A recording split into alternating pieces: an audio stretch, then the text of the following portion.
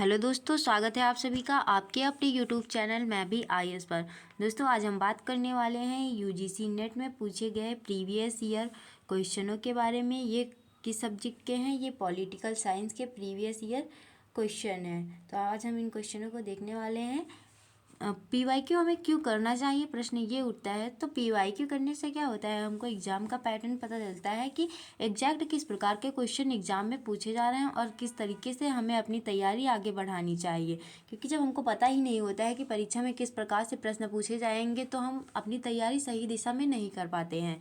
तो इसीलिए हमें सबसे पहले प्रीवियस ईयर क्वेश्चन करने चाहिए। अभी टाइम भी कम बचा है, एग्ज़ाम की डेट भी अनाउंस हो चुकी है।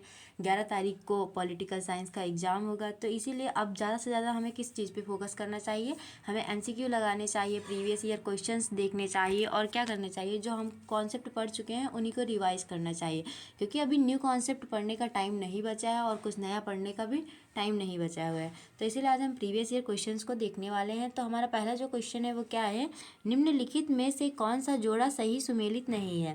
पहला है पैरेटो अवशेषों की अवधारणा, ऑप्शन बी है मिसेल्स जनमन की अवधारणा, ऑप्शन सी है मिल्स राजनीतिक सूत्र की अवधारणा और डी है गैसेट यानी कि जनता का सिद्धांत। तो इसमें बताना है कि कौन सा इसमें सुमेलित सही सुमेलित नहीं है। तो इसमें हमारा ऑप्शन सी गलत है, मिल्स राजनीतिक सूत्र की अवधारणा ये क्या है, ये गलत सुमेलित है।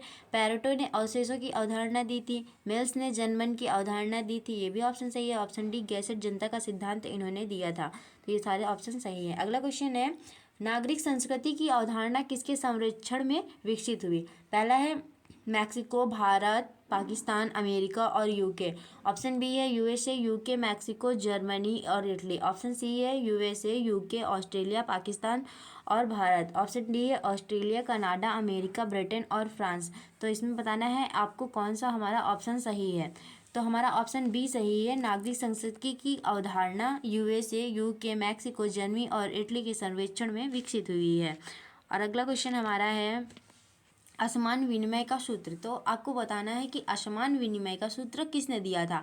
ऑप्शन ए है समीर अमीन ने, ऑप्शन बी है आमर्त्य सेन, ऑप्शन डी है पॉल सीवीजी और ऑप्शन डी है आंद्रे गुंडर फ्रैंक। तो इसमें बताना है कि आपको ऑप्शन कौन सा सही है। तो हमारा ऑप्शन ए सही है, समीर अमीन ने असमान विनिमय का सूत्र दिया था। अगला क्वेश्चन है ड्रूजर की का पार्टी प्रणाली का वर्गीकरण राजनीतिक दलों के अनुभव से लिया गया है।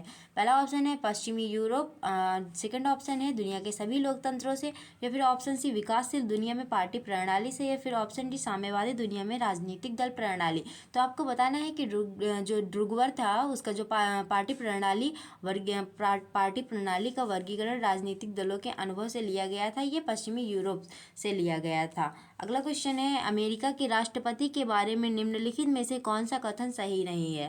पहला है वह राज्य का प्रमुख होने के साथ साथ सरकार का भी प्रमुख होता है। ऑप्शन सेकंड वाला है सभी कार्यकारी शक्तियां उसमें निहित होती हैं।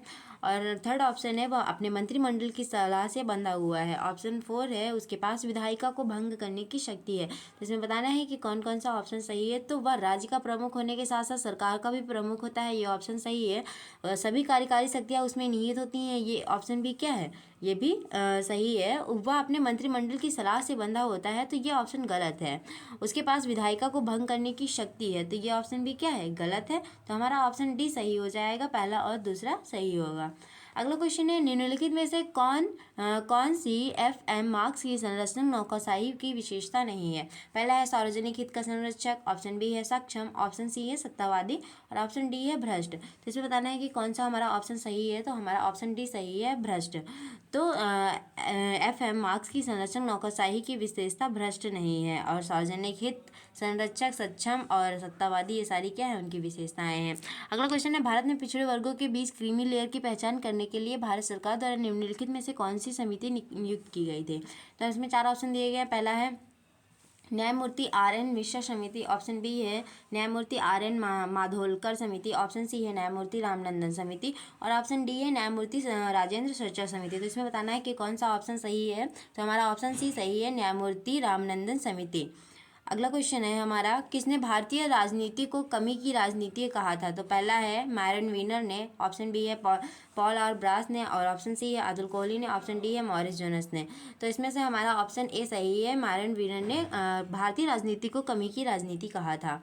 अगला क्वेश्चन है, ब्रिटिश राज के दौरान किस कांग्रेस अध्यक्ष ने योजना आयोग का विचार शुरू किया था? तो इसमें 4 ऑप्शन दिए हैं, जवाहरलाल नेहरू, महात्मा गांधी, मौलाना आज़ाद, और ऑप्शन डी है सुभाष चंद्र बोस। तो इसमें बताना है कि हमारा राइट ऑप्शन कौन सा है। तो हमारा right option doctor Subhash Chandra Bose था।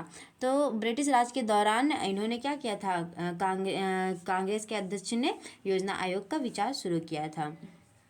भारत सरकार के बारे में निम्नलिखित में से कौन सा कथन सही है? पहला है, राज्यसभा राज्य के स्थानीय हितों का प्रतिनिधित्व करती है। ऑप्शन सेकंड वाला है, राज्यसभा के सदस्य को उस राज्य का निवासी होना चाहिए जहां से वह चुना गया है। और अगला ऑप्शन है, किसी राज्य को आवंटित सीटों की संख्या उसकी जनसंख्या के अनुपात में होनी चाहिए। अगला है, राज्यसभा के सदस्य का कार्यकाल अमेरिका के सीनेटर के समान होता है। इसमें बताना है कौन कौन सा ऑप्शन सही है। तो हमारा ऑप्शन सेकंड वाला सही है, थर्ड वाला सही है, और फोर्थ वाला सही है। राज्यसभा राज्य के स्थानीय हितों का प्रतिनिधित्व नहीं करती है।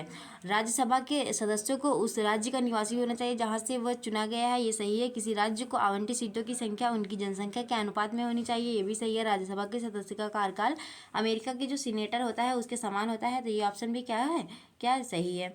तो दोस्तों, वीडियो कैसा लगा है आपको? आप अपना फीडबैक ज़रूर दीजिएगा कमेंट बॉक्स में, और बताइएगा कि मुझे ऐसे ही वीडियो आगे कंटिन्यू करने चाहिए या नहीं करने चाहिए। दोस्तों, अगर वीडियो आपको अच्छा लगा हो तो इसे लाइक करें, शेयर करें, सब्सक्राइब करें। Thank you.